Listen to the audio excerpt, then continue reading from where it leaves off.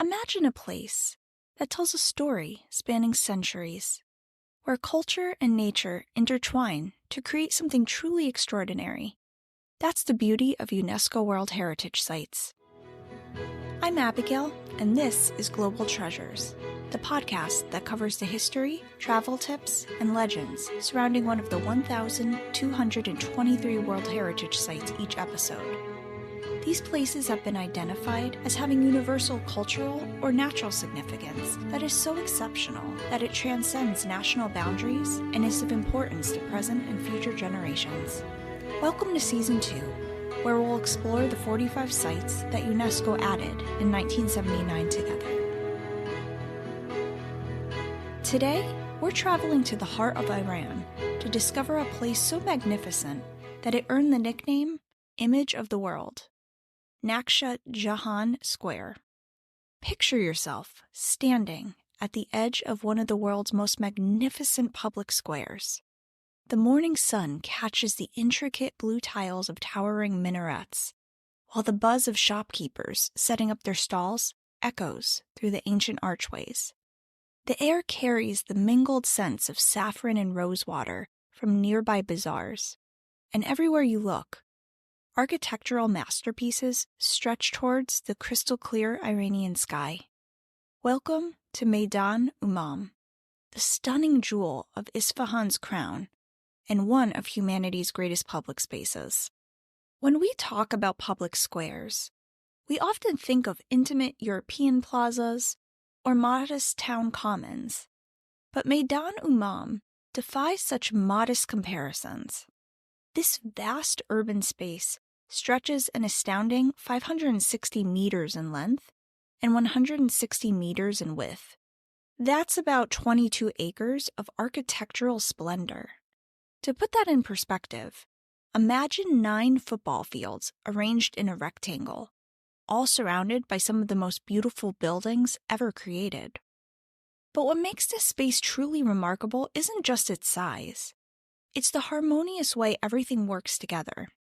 Built at the beginning of the 17th century, under the visionary Shah Abbas I the Great, the square represents something unusual in Iranian urban planning.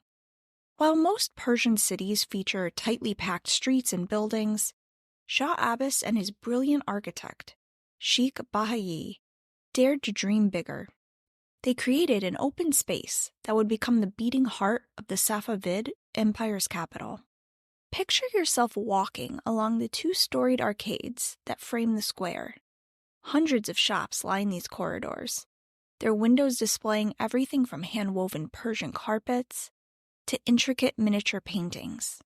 But it's what stands at the 4 cardinal points of the square that truly takes your breath away. To the east rises the Mosque of Sheikh Lotfollah, a masterpiece of Safavid architecture that served as the private mosque for the royal court.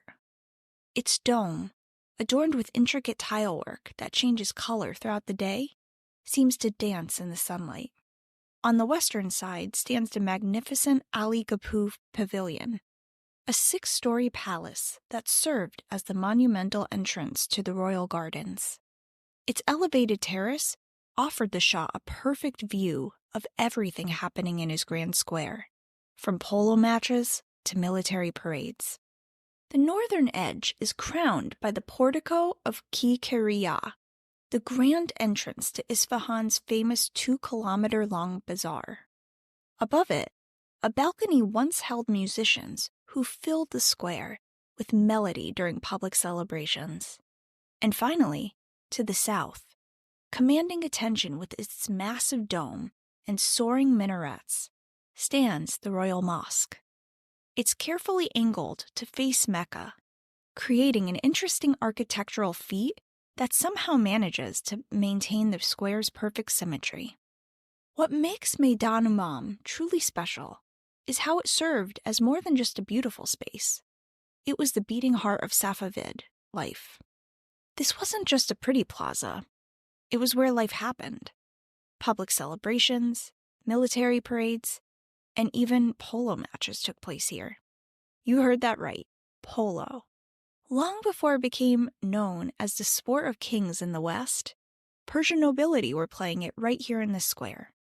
The entire complex stands as a testament to the sophistication of Safavid culture during Iran's Golden Age. Every surface tells a story, from the endless arcades adorned with vibrant enamel tiles to the intricate paintings that decorate the pavilions. It's a place where architecture, urban planning, and artistic beauty come together in a perfect harmony to create something truly extraordinary. If Meidan Emam is a crown, then the Royal Mosque is undoubtedly its central jewel. When Shah Abbas commissioned this magnificent structure, he wasn't just building another mosque. He was making a bold statement about his reign and the power of the Safavid dynasty. The Friday prayers, the most important gathering of the Islamic week, had been held at the city's ancient Jama Mosque for centuries. Moving them to this new location was nothing short of revolutionary. But if you're going to replace tradition, you'd better do it with grandeur. And that's exactly what the Shah and his master architect did. They didn't just build a mosque. They created an entire religious complex. Picture this: a grand mosque crowned with the largest dome in the city, flanked by a religious school on one side and a winter mosque on the other. It was designed not just to impress, but to serve the community through every season. Let's take a step back in time to the square's construction, because there's something fascinating about the order in which these buildings were created. While the Royal Mosque might be the grandest structure, it wasn't the first to rise from the desert soil. That honor belongs to the more intimate but equally magnificent Lotfollah Mosque, sitting opposite the Royal Palace. The mosque tells us something interesting about life in Safavid Esfahan. Unlike its grand cousin across the square, this wasn't meant for the general public. This was the royal court's private sanctuary, a place where the Shah's family and closest associates could worship away from the public eye. Its more modest size belies the incredible artistry within. Some say the tilework here is even more exquisite than in the Royal Mosque itself. Now, let me tell you about one of the most intriguing buildings on the square, the Ali Qapu Palace. The name itself is a fascinating blend of cultures. Ali, Arabic for exalted, and Qapu, a Turkic word meaning portal or royal threshold. Together, they create the Exalted Port, a fitting name for what served as the grand entrance to the vast royal quarters of the Safavid Isfahan. But calling Ali Qapu just an entrance is like calling the Pacific Ocean just a body of water. This 6-story pavilion was the place where the business of empire happened. Climb with me to the 6th floor, where the grandest rooms in the palace await. Here, in vast halls decorated with intricate stucco designs of vessels and cups, the Shah would host royal receptions and lavish banquets. These rooms are so remarkable that most people today call the top floor the music room. Though imagine trying to hear the music over the sounds of all those royal festivities. And the entertainment wasn't limited to indoor banquets. The Ali Qapu upper galleries offered the perfect vantage point for the Shah and his guests to watch the spectacles below. Imagine standing there, watching polo matches played out across the massive square, or witnessing elaborate horse maneuvers and races. It was the royal box seat for the greatest show in Persia. But no discussion of Meidan Emam's architecture would be complete without mentioning the grand bazaar that extends from its northern edge. Through the magnificent portal of Ki Kiriya stretches one of the Middle East's oldest and largest marketplaces, a 2-kilometer wonderland of vaulted ceilings and merchant stalls that connects the old city to the new. While much of what we see today was built during the Safavid era, parts of this bazaar have been hosting traders and shoppers for over 1,000 years, since the times of the Shilluk dynasty. Walking through is like strolling through a living museum of commercial architecture, where every arch and dome has witnessed countless transactions and conversations across the century. These architectural marvels don't just stand in isolation. They're part of a carefully planned urban landscape. To understand how they all fit together, we need to explore the geography that make this remarkable square possible. Nestled in the heart of Iran, Isfahan sits like a jewel in a natural cradle, where the Zayanderud River meets the eastern foothills of the Zagros Mountains. At an elevation of about 1,574 meters, or 5,164 feet to be exact, above sea level, the city enjoys a climate that's more moderate than many of its Middle Eastern neighbors. But it's Isfahan's strategic location that makes it one of the most historically significant cities in the entire Middle East. Imagine a great crossroads in the center of Iran. From north to south, travelers and traders would move between the Caspian Sea and the Persian Gulf. From east to west, the ancient Silk Road carried goods and ideas between China and Europe. Isfahan sat at the perfect intersection of these vital routes, making it an ideal choice when the Shah decided to move his capital here in 1598. Today, Isfahan is Iran's third largest city, situated about 340 kilometers or 211 miles south of Tehran. The fertile plains surrounding the city, watered by the Zayanderud River, helped support the population that would build and maintain such a magnificent structure as the Meidan Emam. This geographic sweet spot, accessible yet defensible, well-watered yet close to the desert, and perfectly positioned for trade, helps explain why the Shah chose this location for what would become one of the world's most spectacular public squares. But to understand how this square transformed into a symbol of Persian power and culture, let's delve further into its rich history. The year was 1598, and Shah Abbas I the Great had a vision that would transform not just a city, but an empire. Imagine being in his position, ruling over the vast Safavid Empire, facing threats from the Ottomans to the west and Uzbeks to the east, while trying to capitalize on the growing trade through the Persian Gulf. His solution? A bold move that would reshape Persian history, relocating his capital from Qazvin to Isfahan.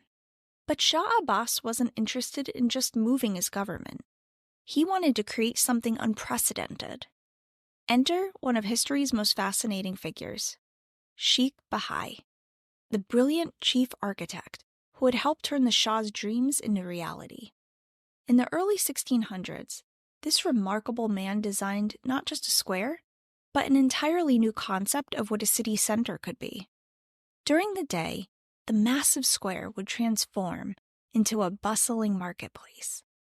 Merchants would set up their tents and stalls, paying rent to the government for the privilege of selling their wares in this prime location. The air would have been filled with the enticing aromas from food vendors and the constant buzz of commerce and conversation. But what made Meidan Emam truly special was how it broke down social barriers. This wasn't just a royal square or a common marketplace. It was both. Here, the king himself might be witnessed watching the same entertainers as his subjects. The square became a place where the whole tapestry of Safavid society would weave together each day. And what evenings they must have been. As the sun set and the merchants packed away their wares, the square would transform again. Imagine standing there as dervishes began their mystical whirling, acrobats performed death-defying feats, and puppet players spun their tales. The coffee houses along the imperial bazaar entrance would fill with people, sharing stories over coffee and water pipes, though today, you're more likely to find locals enjoying tea in these same historic spots. But perhaps the most spectacular events were the grand celebrations.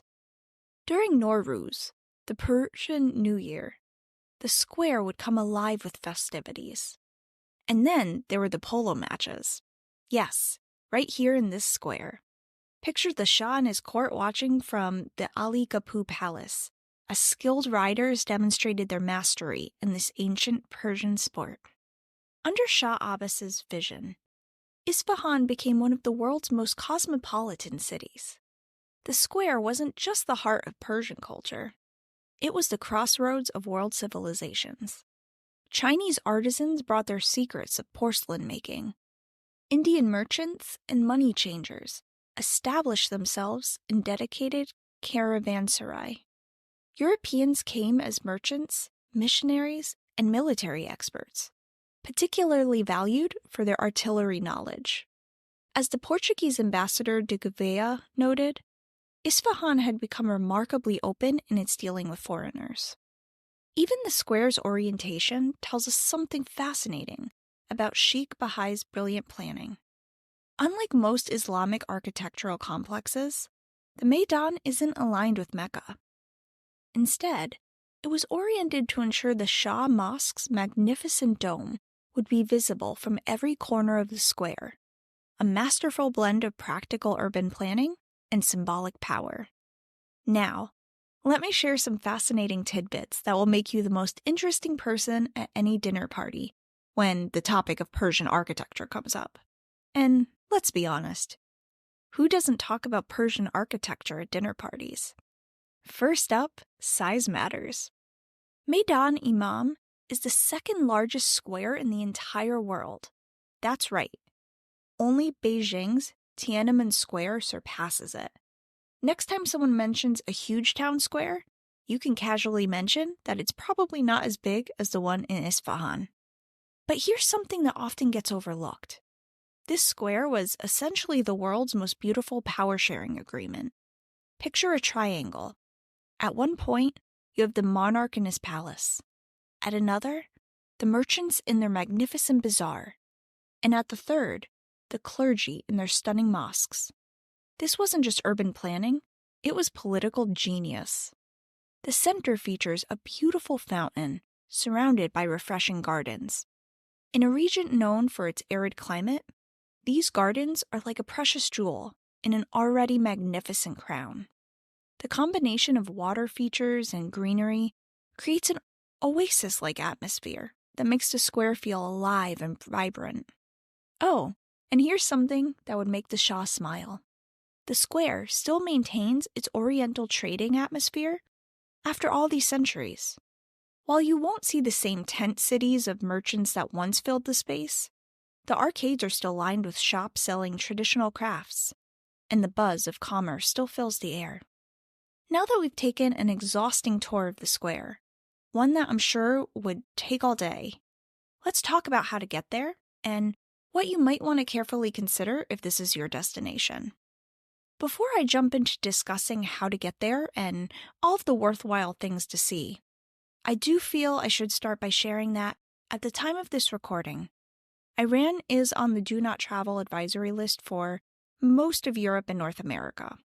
If you're flying in from another country, you will likely not find a direct flight. You'll probably want to ultimately fly into Isfahan International Airport and then take a taxi to get around. I would suggest inquiring with your hotel or tour guides to see which companies they would recommend, as pre-booking a taxi is much safer than hailing one on the street. In terms of getting tickets, this is a site that I strongly suggest taking a tour.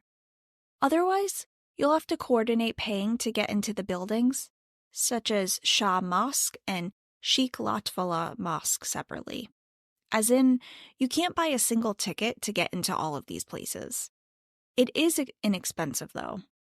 I do want to mention that the official language is Persian, and my understanding is that English is not widely spoken. So having a tour guide who speaks English or whatever your native language is may be important. It also has the added benefit of being led by someone who knows the culture and can help you navigate. Another thing to do that I found intriguing is if you want to experience the square in true style, you can take a horse-drawn carriage ride around its perimeter, a romantic echo of the days when mounted nobles would parade through these same spaces. Since you're already in the area, you may be wondering if there are other worthwhile museums or tourist destinations to check out. The answer is a resounding yes. you may want to consider bundling a trip to Isfahan city center, which is the 4th largest shopping mall in the world. Nazwan Park is another option if you love animals. There's a reptile zoo and aquariums. If you like architecture, there are many other beautiful mosques from the 15th and 16th centuries other than the ones I mentioned. Just be sure to adhere to the dress code. There are about 35,000 foreign visitors that come to Isfahan every year, so there are plenty of hotel and bed and breakfast options available. No homestay options that I could locate, though. So, all of this said, you may be wondering when the best time of year is to visit. As always, the weather may be a good guide. It's very dry, and droughts have been an issue over the years. During the summer, it's typically between 80 to 90 degrees Fahrenheit. Since it gets so hot, many choose not to visit between June and August. Now, if food is one of the reasons you love to travel and you have a sweet tooth like me, you will love the options here. Some standouts I would recommend trying are gosh ifil, which is fried pastry with powdered sugar, sort of like fried dough. Gaz is another popular candy as well. This is nougat with nuts, often pistachio and almond kernels in the center. And for reference, nougat is that white stuff that's in the center of Snickers candy bars. There are quite a few restaurants and huge grocery stores available. Tea houses are popular as well, many of which are worth visiting just to take photographs because they're architectural wonders in their own right. Speaking of food, there is one tip I wanted to share. If you want to bring snacks on the plane with you, I know I always do not bring any pork-based jerky as a snack. Bringing pork-based products into the country could get you into trouble. Also, if you like a glass of wine with your meals, you'll have to abstain during this trip. Alcohol is prohibited. Now, I'm going to pivot to a story that will excite the fellow lovers of ghost stories and conspiracies. Rigagen, sand dunes in the middle of the desert, is believed to be haunted. Residents of nearby towns avoid this area and actually refer to it as their own City of Stone or Bermuda Triangle. Picture this: fierce winds howling in the night, and strange sounds echoing from the stones expanding and contracting due to the cold mornings and blazing hot afternoons. Some claim those spirits are calling out, wanting to claim a victim. Remember, if you visit, there may be something to the claims that it's dangerous. It's very remote, and there's little to no cell phone coverage. Also, it's likely these legends emerged from the disturbing truth that the salt marshes have claimed lives. They operate much like quicksand, swallowing people whole. So, let's wrap up today by talking about what's being done to preserve this incredible place. Some of the issues are related to the fact that there's no official management plan and a very minimal budget. The square enclosure is taken care of by the municipality, with financial resources coming through national, municipal budgets, and private donations. Another issue is the poor air quality, which affects buildings because it can be corrosive and cause discoloration. Iran did pass the Clean Air Law in 2017, so I'm guessing that as this is heavily enforced, this may be less of an issue. Also, much like many sites, there's been pressure to allow commercial buildings to be put up, as well as parking lots in the historic center. Thankfully, there's a buffer zone between the site and the newer construction, so I am confident that this beautiful site will be here for future generations to enjoy. Thank you for listening to the Global Treasures podcast. If you would like to support the show, please subscribe at Apple Podcasts, Spotify, or wherever you get your podcasts, and find us on TikTok. That concludes our journey through the magnificent Meidan Emam of Esfahan. From its breathtaking mosques and grand palace to its vibrant bazaar and vast open square, This UNESCO World Heritage Site stands as a testament to the extraordinary vision of Shah Abbas and the brilliant architectural genius of the Safavid Empire. We hope this episode has given you a deeper appreciation for the incredible achievement that is Naksha-e-Jahan Square. This isn't just a historical monument frozen in time. It remains a living, breathing space where commerce, culture, and community continue to thrive, just as they have for over 4 centuries. It shows us how truly great architecture and urban planning can create spaces that remain relevant and vital across the centuries. Our next episode will transport us westward to one of the most iconic civilizations in human history. We're heading to Egypt to explore Memphis and its necropolis, the ancient capital of the Old Kingdom and home to some of the most remarkable funerary monuments ever created. From the step pyramid of Djoser to the magnificent necropolis of Saqqara, this vast archaeological zone tells the story of how ancient Egyptian civilization literally built its way to immortality. It's a place where the boundary between the world of the living and the realm of the dead blurred, where architecture became a bridge to eternity, and where the foundations of monumental stone architecture were first laid down.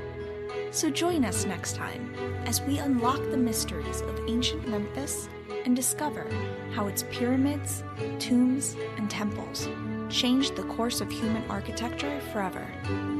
Until then, keep exploring, keep wondering, and keep treasuring the remarkable diversity of our world's heritage.